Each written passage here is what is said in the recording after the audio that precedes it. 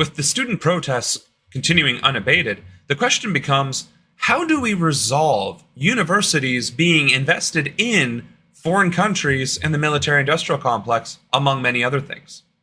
For one, why do universities need to seek funding like this in the first place, seeking out money from private institutions rather than being able to undergo this research for the betterment of humanity?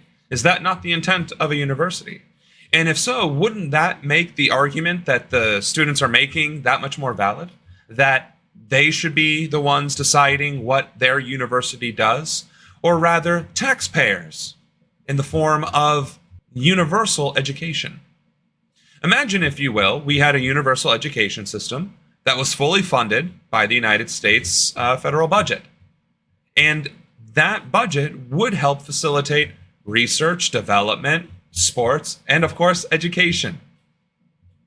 Would that not then improve the ability of our universities and education system to meet the demands and needs of their students while still being able to conduct bleeding edge research and development in healthcare, communications, and yes, maybe even military applications, but for the greater good of the country rather than for the profit of Raytheon or Boeing or Lockheed and Martin?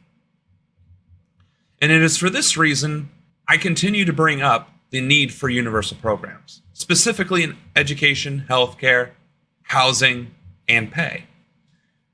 With universal education, we can resolve many of these issues of lack of transparency and, of course, corruption by not knowing where these monies are going and without any structure in place to facilitate, or dare I say, dictate how those monies will actually be spent.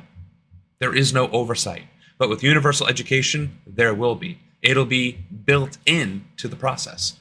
And as your future president, that is exactly the kind of policies we need to embrace and establish if we want to start taking back our democracy.